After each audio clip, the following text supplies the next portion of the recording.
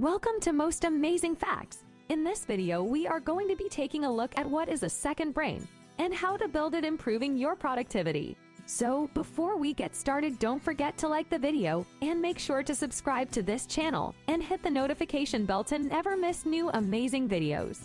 How many brilliant ideas have you had but then forgotten about? How many opportunities have you passed up? We are constantly under pressure to learn, improve ourselves, and make progress. Every year, we spend countless hours reading, listening to, and watching informational content. But where has all that valuable information gone when we need it? Where is it? Our brain can only hold a few thoughts at once. Our brain is designed to generate ideas rather than store them. Building a second brain is a method for systematically saving and recalling ideas, inspirations, insights, and connections gained through experience. It broadens our memory and intellect by utilizing modern technology and networks. This methodology is not only for preserving ideas, but also for making them a reality. It lays out a clear, actionable plan for developing a second brain, an external, centralized, digital repository for what you learn, and the resources that support it. 1. Think like a curator. It is all too easy to turn on our mobile device or computer and become immersed in the torrent of juicy information that is presented to us. Much of this information is useful and interesting, such as articles written by experts that could help us be more productive, fitness and nutrition tips, and fascinating stories from around the world. However, unless we make deliberate, strategic choices about what we consume, we will always be at the mercy of what others want us to see. Instead, adopt a curator's mindset.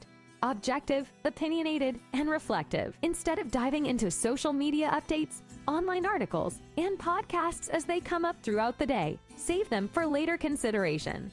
2. Sort your content by project. How should you organize the content once it has been captured, rather than organizing your files by topic, which is time-consuming and mentally taxing? Organize them by the projects you are currently working on. This ensures that you consume information with a purpose to advance your projects and goals, and only when and where you will be able to put it to use. Instead of organizing each of the information management tools you use in a unique way, treat your projects as universal categories that apply to all of them. This helps to reduce project file fragmentation without requiring you to use a single tool for everything. 3. Only keep what speaks to you. The term organization frequently conjures up images of analytical thinking. However, analysis takes time and is exhausting. Don't make a highly intellectual, analytical decision about which passages, images, theories, or quotes to keep. Instead, your general rule should be to save anything that resonates with you intuitively. This is usually because it relates to something you care about, are curious about, or find inherently intriguing. We improve not only our ability to see opportunities, but also our understanding of ourselves and how we work by training ourselves to notice when something resonates with us on a deeper level. 4. Make notes for your future self. Design notes with your future self in mind is a powerful mindset for interacting with our notes. Every time we create or edit a note, we can make it a little easier to find and use the next time. This can include defining key terms in parentheses in case we forget what they mean, and inserting placeholders when we'll leave off summarizing a source so we know where to pick up where we left off, including links to relevant websites, files, or emails that we are prone to forgetting over time. We follow a pay-it-forward strategy that benefits us in the future by constantly saving packets of knowledge in a format that our future self can easily consume. 5. Summarize in stages, with increasing levels of detail. One common issue with notes is that they are overly long and dense. You can't afford to spend the time reviewing and reminding yourself of everything they contain. Progressive summarization is a technique for summarizing a note in stages over time. You save only the best excerpts from whatever you're reading, then make a summary of those excerpts, and then another summary of that summary, distilling the essence of the content at each stage. These layers function similarly to a digital map in that they can be zoomed in or out to any level of detail required. Progressive summarization allows you to read the note in various ways depending on your needs.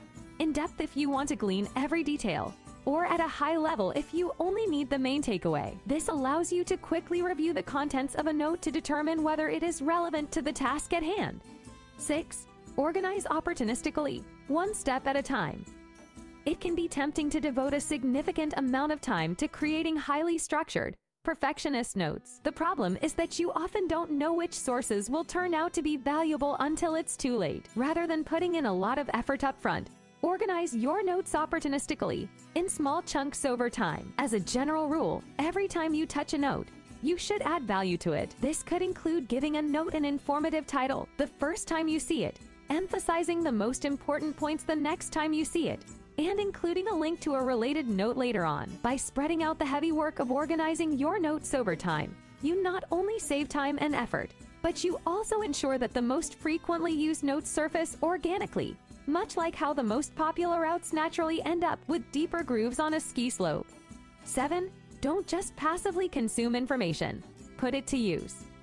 A common problem for people who enjoy learning is that they constantly force-feed themselves more and more information, but they never use it. Goals and experiences that would enrich their lives are endlessly postponed while they wait for the right piece of knowledge they ostensibly require before getting started. However, information only becomes knowledge something personal, embodied, and grounded when we apply it. That is why we should devote as much of our energy as possible to creating new things rather than consuming information. Our creations, whether they are writing pieces, websites, photographs, videos, or live performances, embody and express the knowledge we have gained through personal experience. Making things is not only deeply satisfying, it can also bring us unexpected opportunities, introduce us to new friends or collaborators, and have a positive impact on others by inspiring, entertaining, or informing them.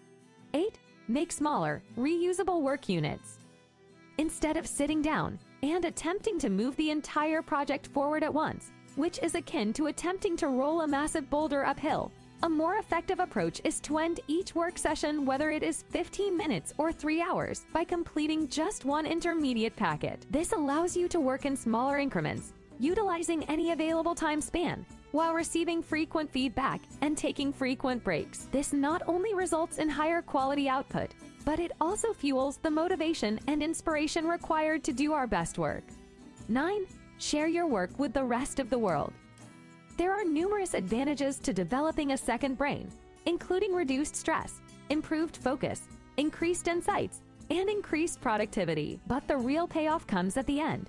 When you create something from your knowledge and share it with the rest of the world, it can be tempting to wait until everything is ready, until you have all of the information you believe you need and have double-checked and reviewed all of your sources. However, as you continue to curate and save pieces of content, review and summarize them, create a series of intermediate packets, and recycle them back into your second brain, you'll realize that there is no such thing as a finished product. All sorts of benefits will begin to materialize if you consistently share your work with others, whether that is your family, friends, colleagues, or externally on social media. You'll meet new collaborators who you never imagined would be interested in your work. You'll find clients or customers even if you weren't looking for them. Others will express their reactions, comments, and appreciation to you. You'll discover that you belong to a group of people who share your interests and values. Anything meaningful or important requires collaboration, and the incredible power of the internet now allows us to find each other regardless of how obscure or strange our interests are.